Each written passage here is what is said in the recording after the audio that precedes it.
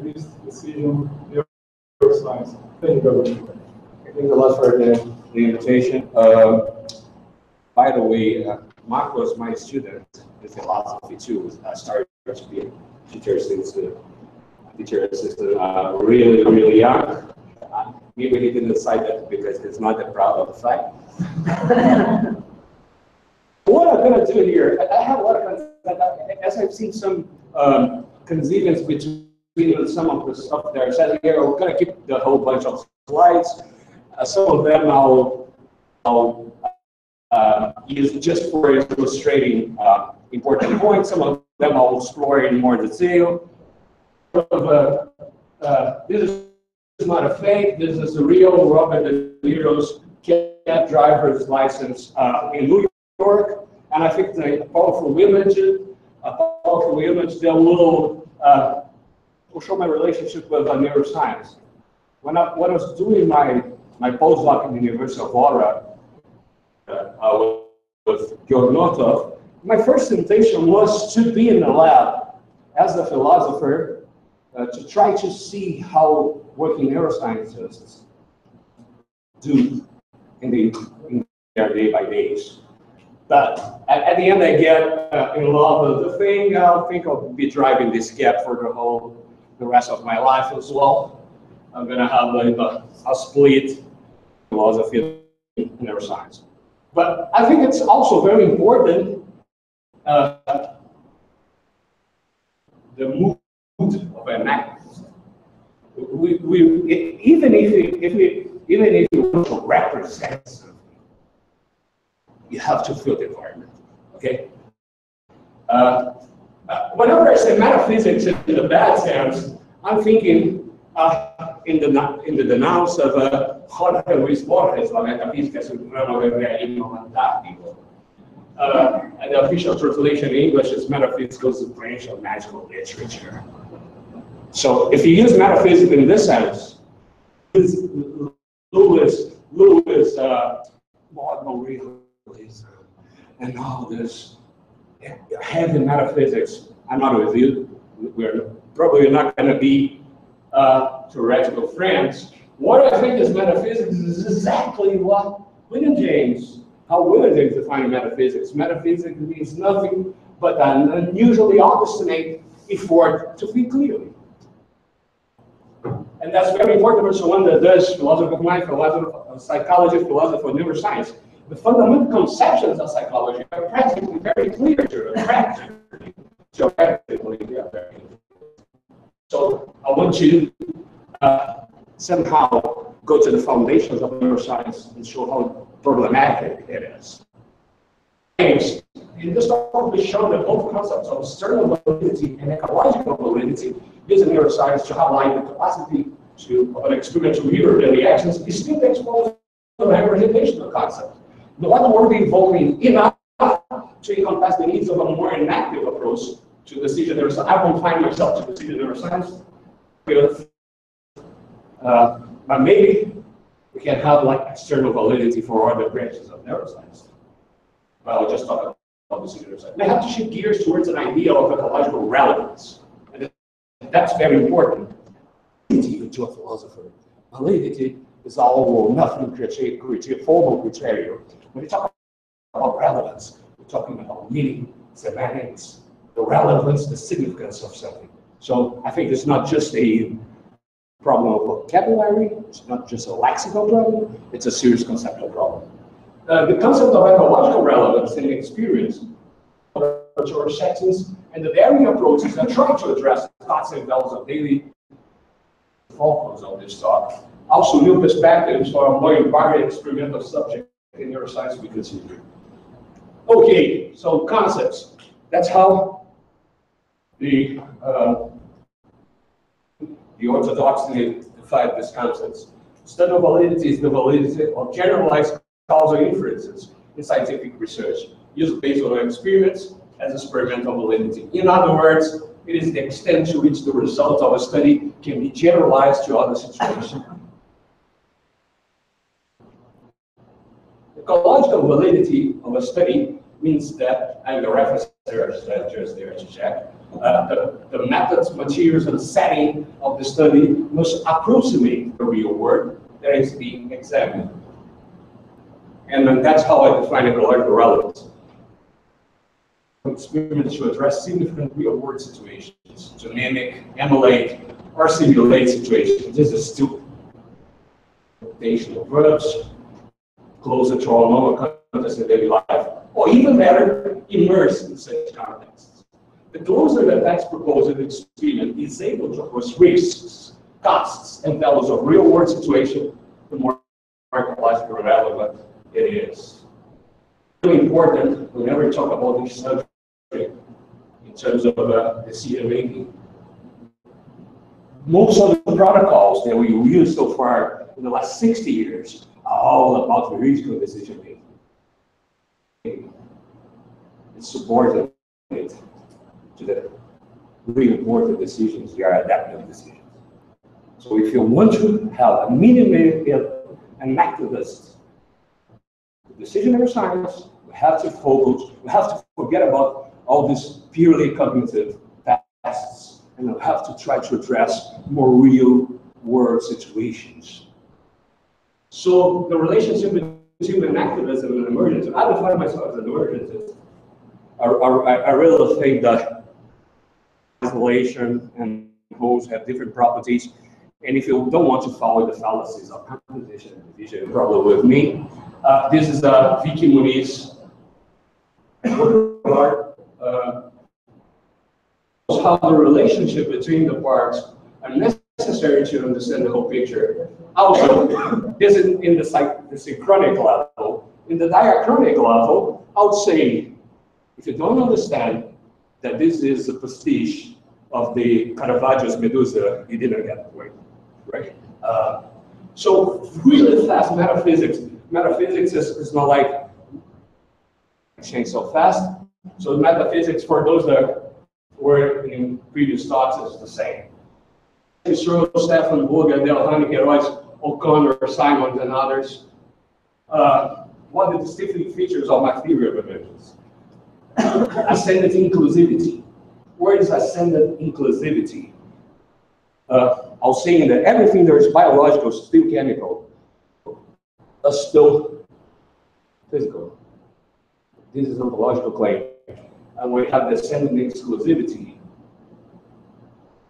Every vocabulary of physics will not explain why a female, for example, a female wolf will take care of a human baby in certain phases of after giving birth, for example. It's not the proprietary vocabulary of physics, those places such a thing. So, ascendant inclusivity is an ontological feature of my account. Ascendant exclusivity is an epistemological feature of my account. Emergent properties are subtractive conditions, something really close to our last talk before lunch.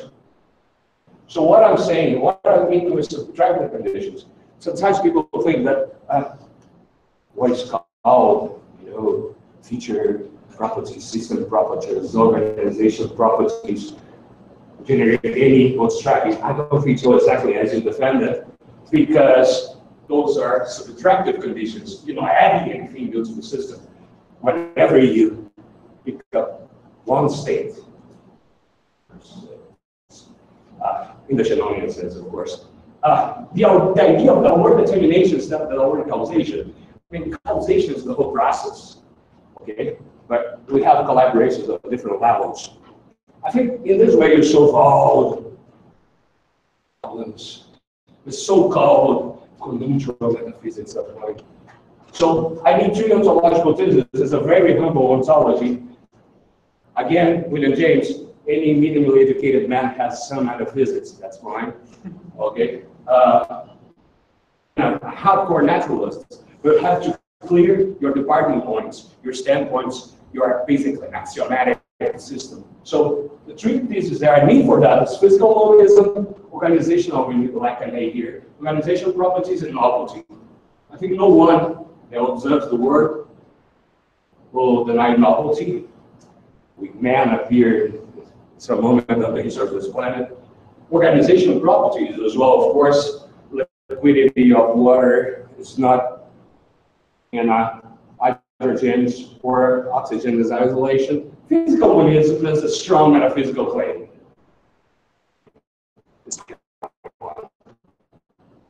I thought I lost slides on that. And I think that's my two important things. When I say physical monism, physics in terms of particles or superstreams, anything like that. I'll define physics in terms of the four fundamental forces: electromagnetism, and gravity. I prefer to work with forces, maybe because I'm a Nietzsche, or maybe because whenever you have forces, you just have rhetoric algebra, and you can compose and decompose forces without having to reveal your basic ontologies. So it's a great advantage.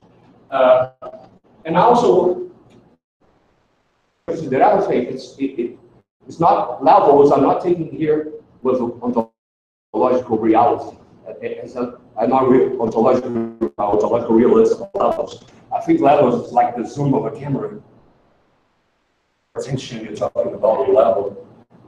So I don't know. I lost it. It's like Ryan's difference between resolution and scope. Scope is the physical size of a resolution, is the amount of information you have about it. So if you differentiate scope and resolution, macroscope. If you have in a macroscope the same level, microscope, you have more information at micro level, of course, and not the macro level. Okay, so maybe I have to skip this part, but it's important to show the relationship of external and internal in decision making. What's really important for, the really interesting of this meeting. But basically, what I say is decisional capacity is completely elicited by causal determinative conditions of our brain, along with the rest of the body and environment. Philosopher neuroscience, I'm a brain chauvinist. Of course, the brain is nothing than an adaptive machinery that has to do with the environment. Otherwise, it would be pointless. Including social, cultural, economic, and other semantic-based conditions. Conversions of information. Any external semantic or cultural condition that could possibly make a difference in our processing process must be internalized. Any code in our brain or any other information processing mechanism, any entities could possibly have to guide their interaction with the environments. Correlation and adaptation are widespread processes in nature, and our interaction with the environment, in its full sense, explicit above social culture, shape both us and the environment. To change our environments considerably, people those machines. This is the, I don't know if it's part of the necessary, but it's the what's called revolution. And final one. This account should not be seen as a compatibilist approach. Two horns of a dilemma that have to be reconciled. Monkeys, mice, or any other entities are part of the physical world, and the physical world with its mechanisms, causation, agents, as part of the physical world, must be also part of that mechanism. An idea that was defended before by the colleague as well. In the sense, some forms of compatibilism could be somehow mutual forms of dualism, in some cases more or less bizarre, probably level of bizarreness of a compatibilist positions proportional to stubbornness, and keeping in touch as much as possible traditional metaphysics, bolus ontology, even disguising contemporary clothing. They are trying to compatibilize a fatalist determinism or a linear mechanism determinism, something like a soul-like entity, or any rationalist completely free of biological constraints, or a purely transcendental subject. Sometimes in ethics, independent and legally responsible and accountable. Desiderata of compatibilists. I don't like that because I'm part of the physical world. It does not offend any physics or the cultural closure of the physical world. Because of the magnet philosophical science, the items that I'm part of me because I'm part of the world. Just a fake dilemma philosophers of mine as Kim, for example, insist and obliterate our regions. This hypothesis defended here also does not constitute a compatibility in principle, in assuming that agents, as part of the highly complex physical realm, with its different levels of organization, again, levels of here just chemicals, with the facts in their own selves and surroundings. The processes are also listed here as integration with the process of the brain.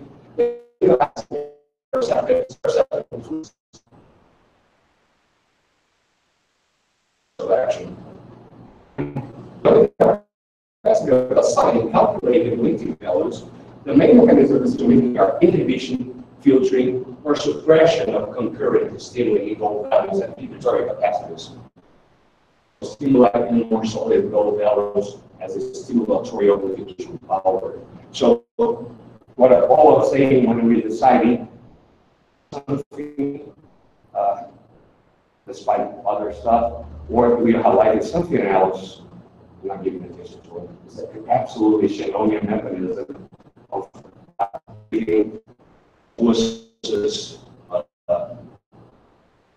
or not, but this is based on values. And not be completely reduced to the balances in those things. It's a trickier subject.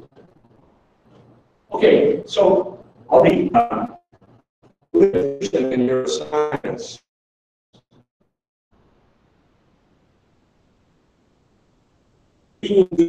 flexing your finger or your wrist 6,000 times, there's no meaning day by day. So I mean, it's even worse to pretend that that's his approach. It's just crazy. I'm not a tracer, but you understand what I'm talking about. Okay, so now we're going to start to review experiments and try to do with ecological relevance. Last week, I received a review of my book, it was for neuroscience, and he insisted that, they really are concerned with external validity.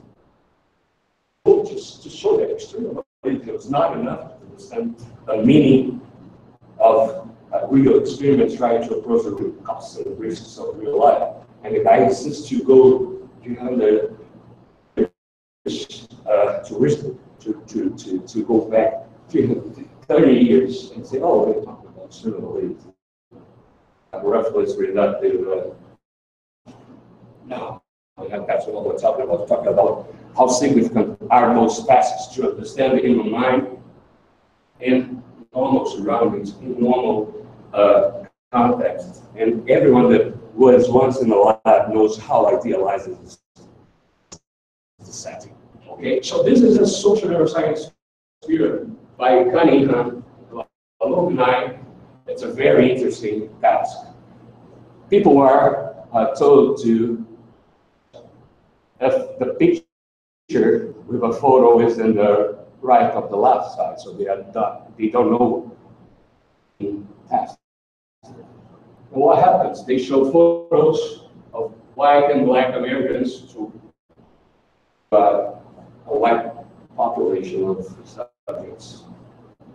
And the amygdala stronger for black people than this white people. There is racism in the class. You don't have neuroscience. Or it's interesting.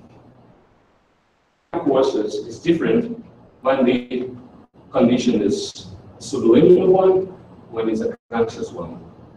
Okay. Inverse correlate the map in the middle of time process. And what happens? The signal is not subliminal or narrative. The signal is strong enough to reach consciousness, to have those areas of repression and hypothetic calculus are activated, and they suppress the emotional stimuli of the amygdala. This is something meaningful to see how the human mind, social perception of groups may have problems. Of course, to see someone for a different social group in a party is different to see in an alley, for example. And, you know, that's good enough as an example to show what I'm talking about. The experiment has also a behavioral part, cross-data in a beautiful way. When they have two psychological tests that deal with one is called the motivation to respond without racism, and the other is the AIAT, the implicit attitude test. The behavior and the brain structures are proven correlated subject by subject. It's impressive, isn't it? Because as I said, it has problems with you would never would achieve in the lab, at least with this kind of design, the difference of social contexts in which this experiment will have happened.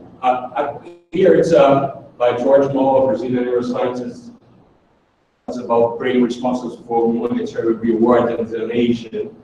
And it's really something for us in terms of ethics, in terms of morals. Would you donate money for the death of dignity? What do you do about that? Costly is a donation for you. In a lab, you cannot measure the consequences, like the social consequences of your act, and are really motivated. You were when you really give it a donation. Okay, this is what I find at bust: deception, choice, and decision-making, social interaction. It's part of the book I added to Frontiers in Neuroscience. It's by a lot of people, like Christopher Frith, from the University College London, that's leading labs in neuroscience. This experiment is about lying, by a computer or by a person. Even if people know that when you bust it by a computer, the computer is more objective accurate and more afraid, if you're more awkward, to lie to another person. It's interesting because in a merely cognitive level, more efficient than human. But people get more afraid of lying to another person because of the social awkwardness presented in this act. This is pretty interesting problems here. To approach this question, lying here, it's not an isolated variable. This is already a problem in the design, scientifically speaking. It's a problem of stimulus validity. But we have another problem of ecological relevance. People to lie, lying makes no sense. Oh, we just give monetary reward to the subject to stimulate lying. If you go through with your lie, you get a monetary reward. This is not exactly the type of reward you have in a social. Distinction between externally and internally guided decision-making, operational differences, meta-analytical comparisons, and theoretical issues. Let's see what's happened here. I'm not just the editor, but I'm the reviewer of this article as well. It starts with two categories, and this is a great, strong conceptual foundations from philosophers who help neuroscientists to work better. That was actually my supervisor after that. He's a very Kantian guy. So he divided an externally guided, internally guided. Very Kantian. Autonomy and heteronomy. Very Kantian. But the relationship with the environment, it's fuzzier than that. Okay, So this is a meta-analysis study. It's not an experiment. You get like 400 experiments, and you, as Aristotle elucidated with taxonomy, it's very similar to what Aristotle used to do with taxonomy. You got all of the evidence, and you try to see between the parts. And I said, okay, great. It's very hard to produce it like that because you need raw data from everyone. So you have to have a lot of confidence for your peers. Because if you have raw data, you know exactly the type of tools we're combining there, right? So it's harder than producing experiments to do this kind of meta-analysis. And I said, okay, I feel a problem here because generally guided, you have moral studies squashed with subjective preference. And you're externally guided, you have uncertainty squashed with social decision. That's not really a fully developed categories for a meta-analysis. So what I suggested, and the whole experiment or the whole study has to be redone, the computer and blah, blah, blah. I said, let's get the social as a special category and see what's happening. And as you see, you have a special network that's there, present, just for the social type of decisions we do all the time. So the dorsal medial prefrontal cortex front virus, just like for those regions. Now, surprisingly, that part of the areas, the phoenix is lost. So calculus to see if you're really conveniently or not. I wouldn't even say that it's necessary or sufficient. It's not sufficient. It's not necessary. This type of process is strongly statistically correlated with those processes, right? And the dorsal medial prefrontal cortex is a special part of the brain. It's a kind of hub, frequency converter, when different stimuli from different levels are kind of integrated, right? So it's really interesting that we see something like that in terms of results, and also in terms of methodology, how a more refined conceptual basis elicit different results. Those tools are very important for science, right? Philosophers could contribute to science if you know neuroscience enough. In a serious way, these 3 categories are not enough. I would say that we have to have 5 categories. That would be crazy. We have to have certainly uncertainty here, risk. There's different from uncertainty, and then have certainly guided. I don't think social is really certainly guided, but social, moral, and subjective preference. So if you have 5 categories, you have a more refined meta-analysis, a more refined ontology here. Already, that already shows how our relationship, external, seems to be in a continuum in different degrees of more and less authorship, different degrees of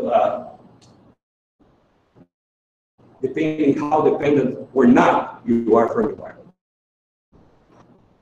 Competent enough you are to do with the boundary conditions, right? So again, we see the special network. That was this review brought me to Canada because I very courageously north of such a mean, if you can notice this kind of thing in our analysis, you're useful here in the lab. Well, so you see the continuum I was talking about, and not surprisingly, the area of the brain they integrate different types of information with what connects the external and the internal. So this is our book. It's under philosophical analysis, human choice as a challenge for neuroscience. I recommend it. It's free for download to the Frontiers website. So again, this is a work by Nakao, guy from originally from Sony in Japan. Was shipped years to neuroscience with Nordhoff. It's again trying to internally guide it. This is inspired by this experience, designing my whole thing. I work with three conditions. I use Searle's first person and third person ontology. What's the reference for second person relationships? So, okay, that's human, it's empathy. So basically, the difference between first and third person in Searle and the account Hume has to empathy is like a room of mirrors. You try to reflect other people's feelings. Sometimes it's the case to the level of insignificance. That was the main quotation that inspired me. So basically, okay. So in the first person, the question is for yourself. So you're going to see a bunch of products, and you try to decide which of those gives you what for yourself. In the second person condition, which of those gives for your friend? People really exactly to try to approach the human's empathy. We said try to fix in all the 396 trials. Same person, a friend of yours, not a husband or a wife or a girlfriend or a boyfriend, not your best friend, but someone that you met, that you like a lot, that you know quite well, that you want to have a closer relationship. That was to somehow stimulate their creativity and their empathic projection in terms of uncertainty. What kind of kid this person will like? I know quite well, but which of those goods is more expensive? This was the objective condition. Of course, objective in a very, price depends on social context as well. So I have this. In Canada, I have to understand how Canadian people give birthday gifts to each other between 18 and 40 years old. So, and I discovered mostly books, wine bottles, and chocolate boxes are the most common birthday gifts. So, for example, we have Brunello de Montalcino con Cortevadone or Wine Last from Carol Schultz. Actually, the cat stable and the Godiva signature truffles. This is very relevant. Like, it's exactly comparing byproducts in Amazon. I have in Amazon, so that's exactly what we're trying to do. Go no go paradigms, they're very strong in decision of science. It's like Tinder. It's exactly a go no go thing. Let's be sincere. We can do stuff that is more relevant to real life than flexing fingers and wrists. We address our day by day, our own context. So that was, this is very easy to take a complex, a fully factorial, crazy experiment like that, your first trial. It's complex, but we have to be at the risks. And then I have two blocks because I want to understand how much the boundary conditions influence the decisions. So I have a block that's what we call purely hedonic decision making, just based on your pleasure, and economic decision making. Is a external boundary condition that diminish your freedom. If you're rich, you're always kind of consider boundary condition. what we've seen, that's impressive. In the analysis now, so the images are not pretty beautiful yet. I have to work on that. N2 or the N200 is a potential for the negative brain potential that shows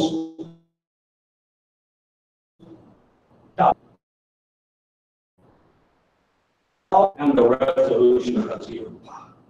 Okay, so you have potentials that show more and less data, different conditions.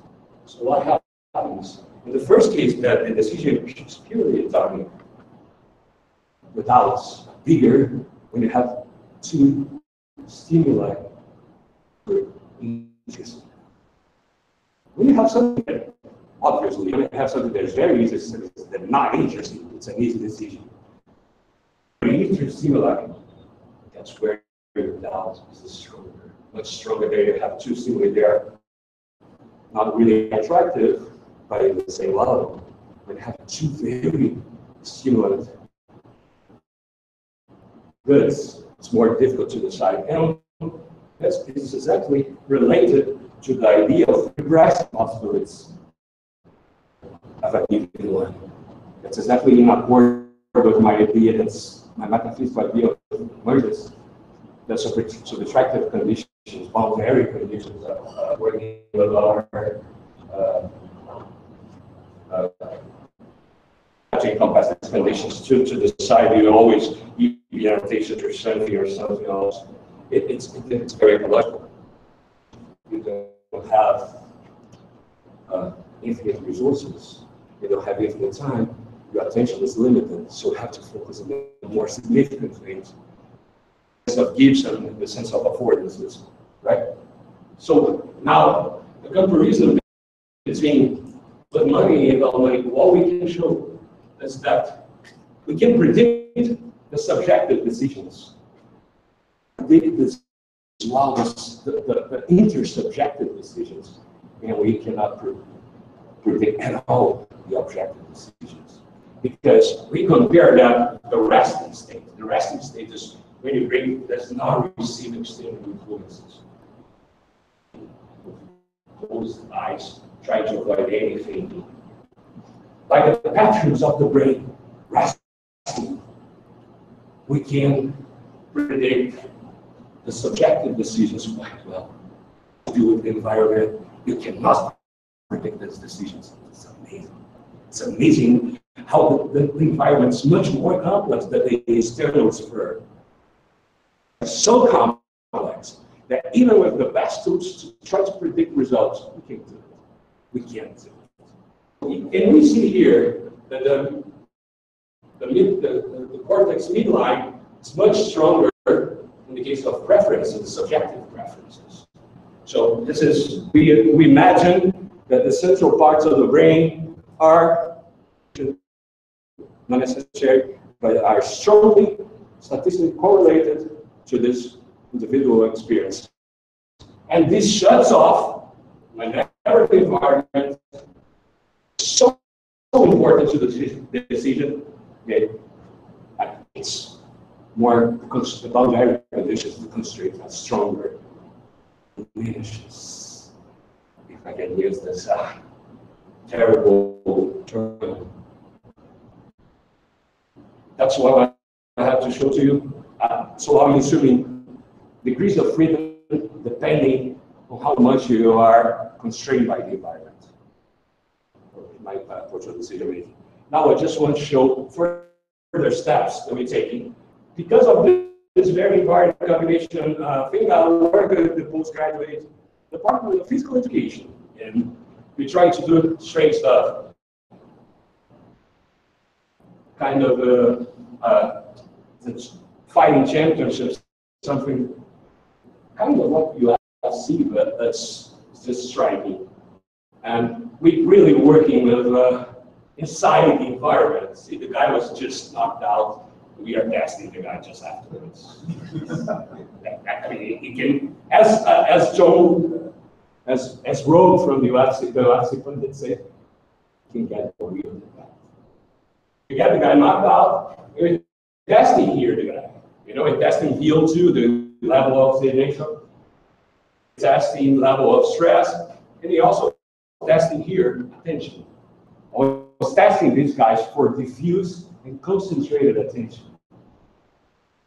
All these crap between Russo and Heidegger about intentionality on Umsicht space, but it was all kind of physical practically, right?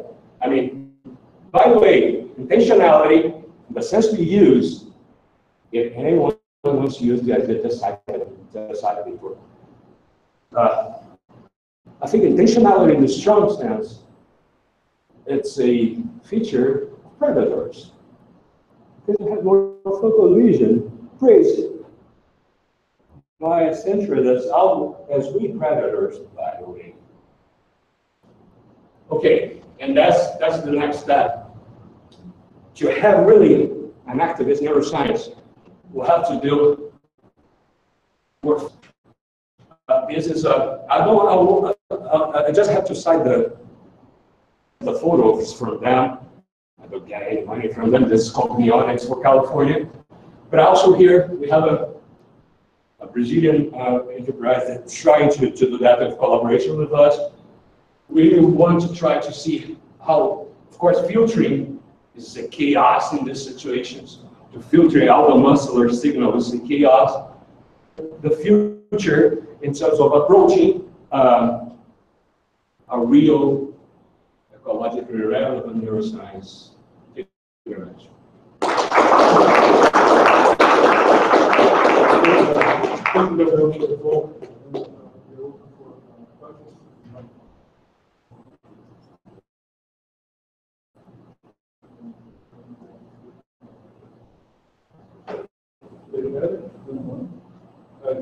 Yeah, a very obvious question for us to ask. You said you sounded very internalist at some point by saying that all the cultural factors. I don't know how you exactly. Internally. Yeah. Why should you say that? In order for these cultural factors to have some effect on your behavior, they must have some effect in the brain, but why talk about that in terms of encoded nowadays, yeah. Why say that in that way? Okay. And not just go for the more because before I go into philosophy of mind and philosophy of neuroscience, I departed from my Wittgensteinian background. Everything has to be external. Everything has to be external. This is a monomaniac way to see reality. Internal. If you get any solid result in neuroscience, I mean, if you're not a radical behaviorist, you understand that subjectivity is there, and all these hype trying to demolish this subjectivity is just missing the point. I mean, different subjects deal differently with the same questions, and you can observe that in your day-by-day life in the lab. I mean, subjectivity is there to stay. I really think we understand people here behave differently, even in the same environment. It's one thing to. You see that it's one thing to different. It's one thing to existence of subjectivity, and another thing to say that everything that affects behavior must be included in the brain. I mean, if you're considering the decision of this organism, I'm not saying brain, I said brain or any other information processing mechanism. It can be included in the computer.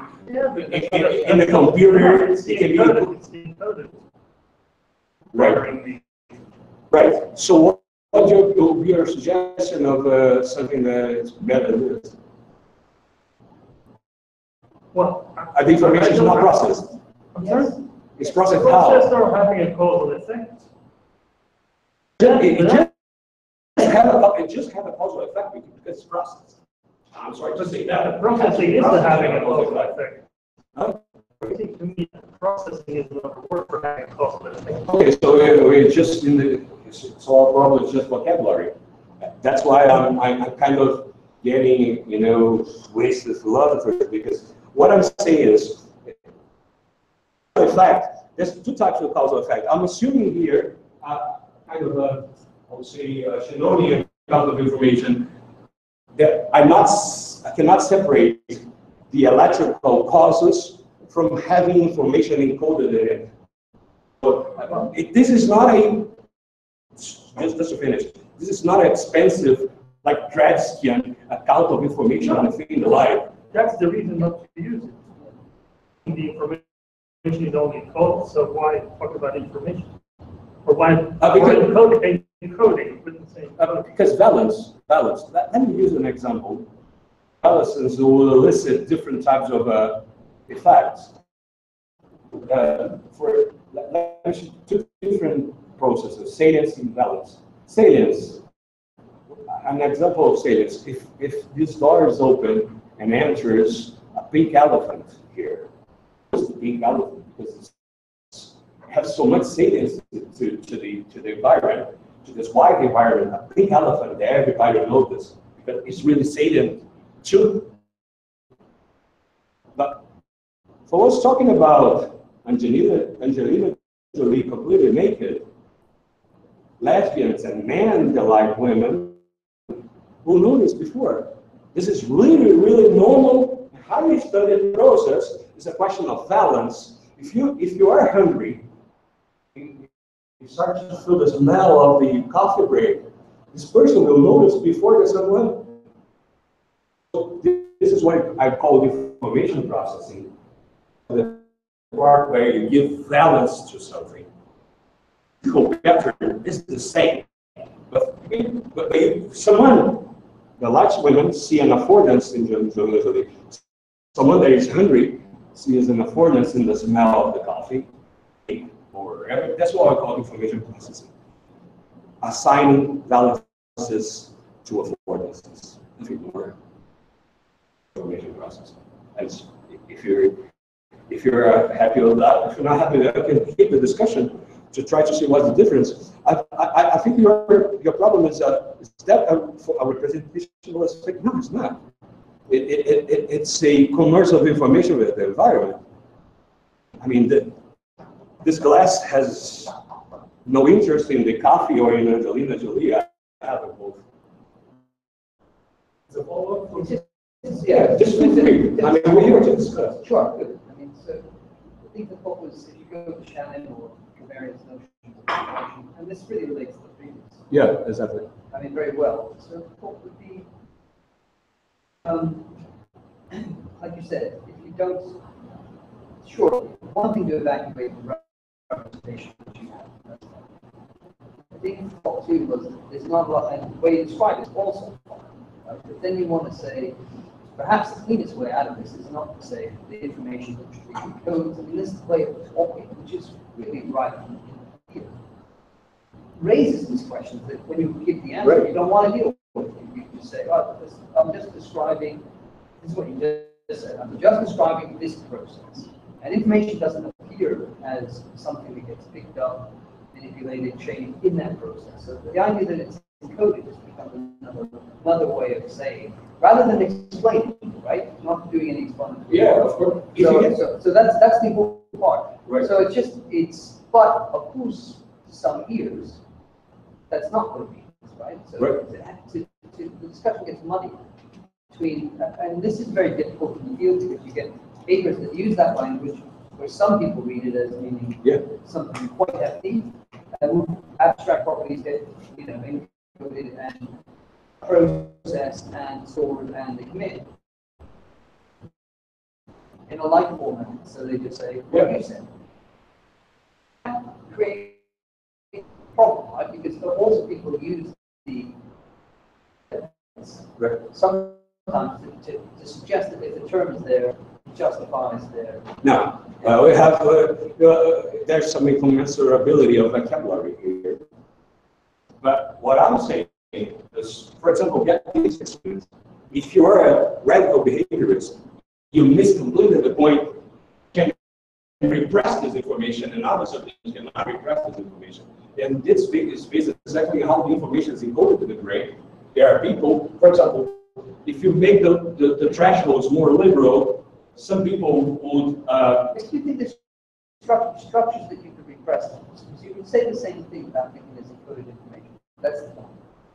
If you think there's structures that make a difference, but we talk a lot about that in the book, right? So right. Candles experiments or place cell experiments, you don't have to think, you don't have to treat those as really encoding abstract, informational content. I'm not saying, not even saying there is content in any sense. Look, for example. Did we briefly experiment? Right. But just let me clarify something in the conceptual level before. The idea we're following here in terms of what is encoded, we say that encoding is variability. It's a very dynamic process. So encoding for us, we don't pay, you don't pay, we are not caudatory of any old metaphysics disguised in contemporary clothing. We're talking about here encoding in the sense of variability of a system, in terms of electrical variability of a system. So encoding here means a dynamic process, and the much the brain works means that this percept is a newer one, a more difficult one. So when you have something you have more habituation to that, the brain has less variability. So in coding here, it's not even approaching content in the sense of an area that lights up. It's how dynamic is the process, or how less dynamic is the process. So, I mean, I don't buy the metaphysics, so I don't have to respond to that. You guys are responding to the metaphysics, this metaphysics. I responded to other metaphysics. I mean, I responded to the problem of Rouault, I responded to the problem of Park-Ho. We cannot respond to everything. So, I mean, I'm focusing my metaphysics on responding to those.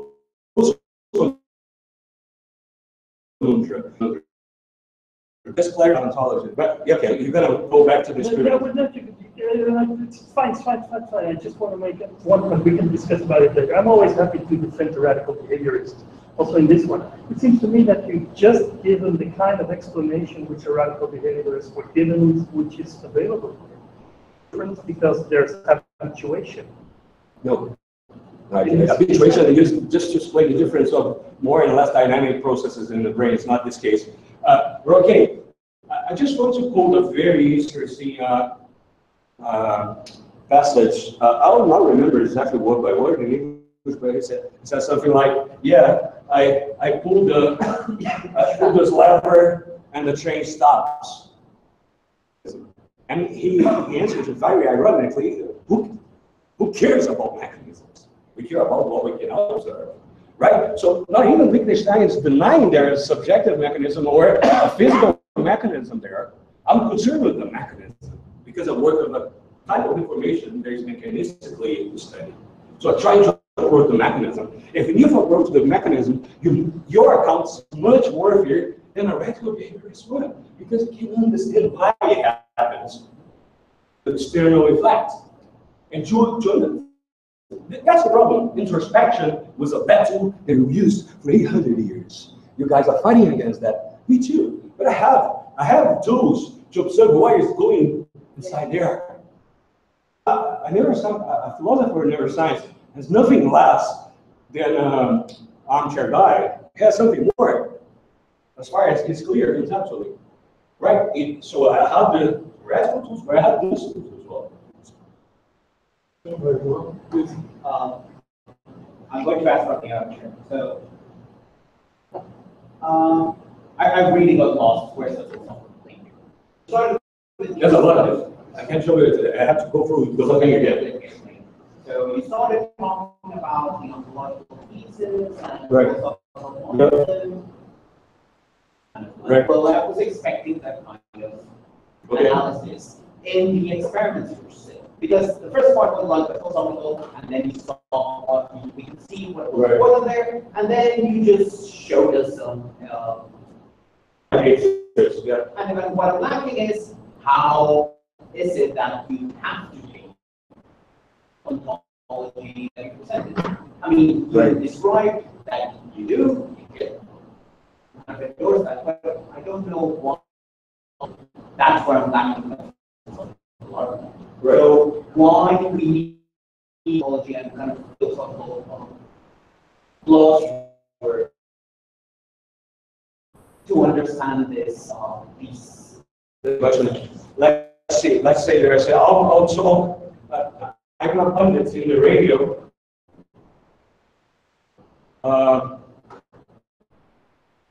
Next song is a song by an Englishman. Next song is Radiohead. Next song is a song. Next song is Mixed Services. Right? You're given accuracy of information and all those general information, gain of certainty, decision making. This is complete fitness, understanding of data.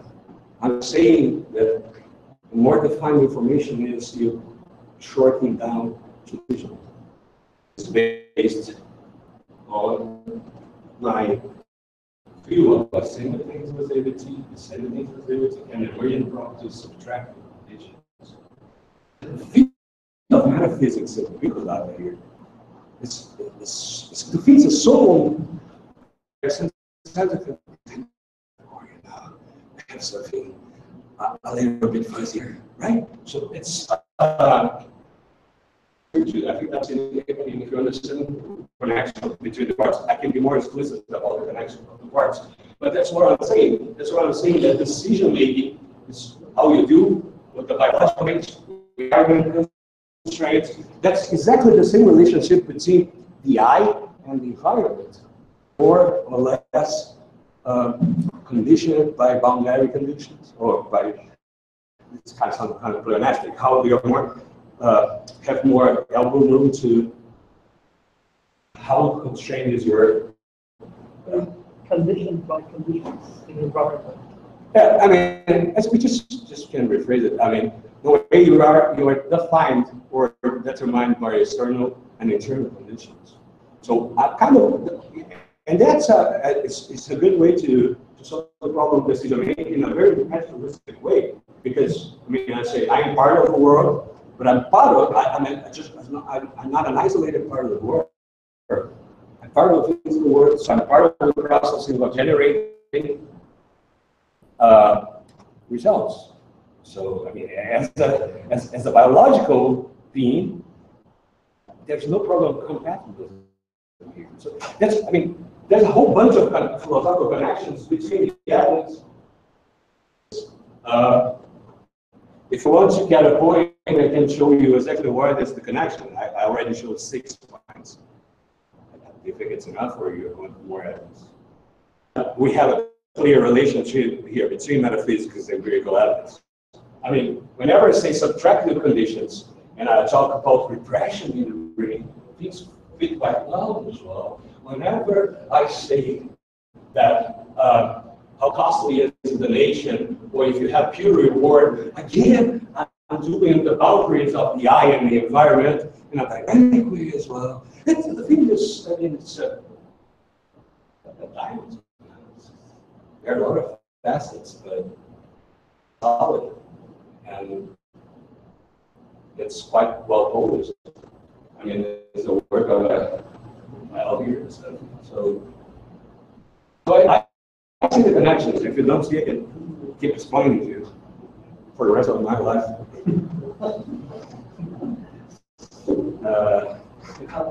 Sorry, that sounds bad. I mean, no, stop it, please. No. I think you're not satisfied. I'm quite efficient to read facial expression. So if you want to ask something more, I feel that you're not satisfied. No, we will talk. Okay. Anyone else? I'm free.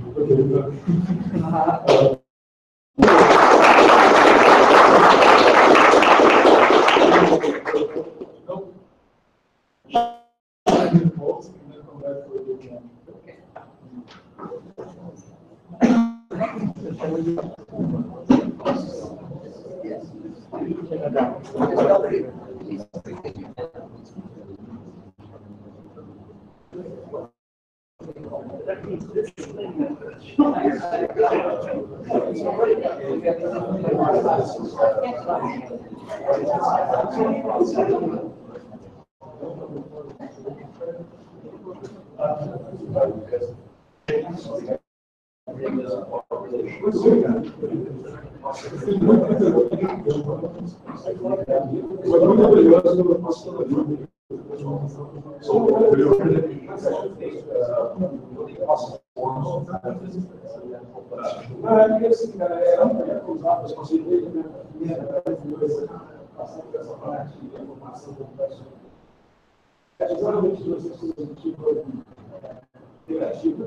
Não dá para você trabalhar numa área só, assim, começar a trabalhar na computação, começar a trabalhar na ciência, na biologia.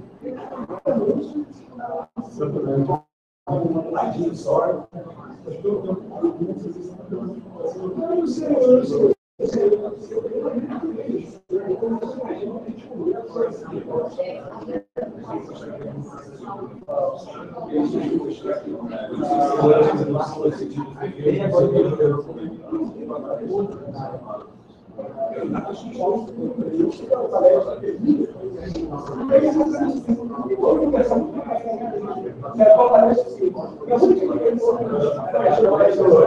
Uma possibilidade de talvez se a gente tivesse um homem aqui, mas